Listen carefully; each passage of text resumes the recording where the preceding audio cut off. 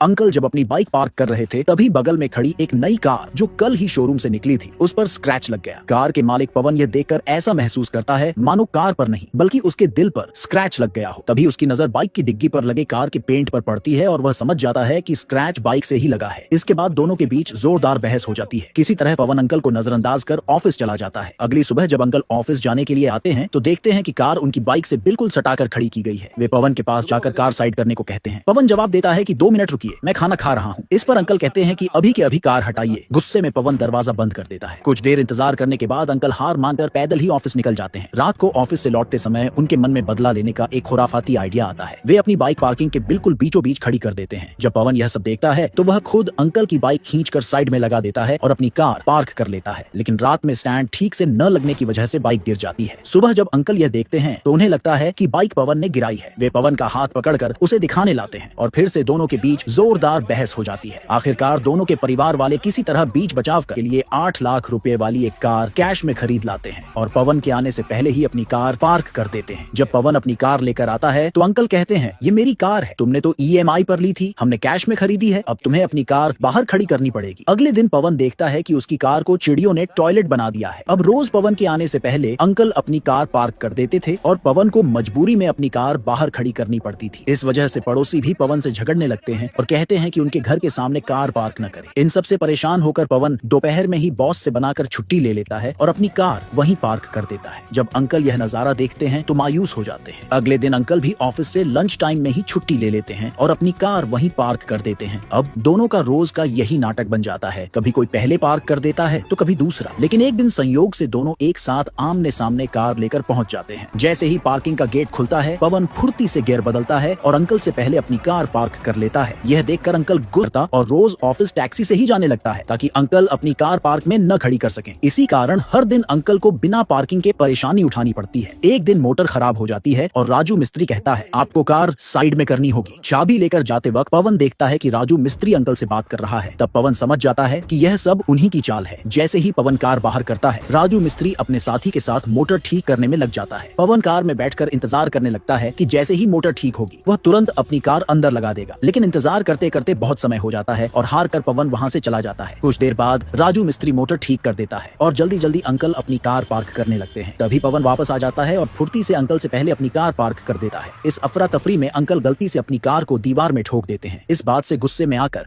Uncle car से नीचे उतरते हैं और एक पत्थर उठाकर पवन की कार पर मार देते हैं, जिससे शीशा टूटकर आर पार दिखने लगता है। गुस्से में पवन आता है और अंकल को एक जोरदार थप्पड़ जड़ देता है। इस वजह से अंकल की लुंगी सबके सामने खुल जाती है। आसपास के लोग यह सब देख रहे होते हैं, जिससे अंकल शर्म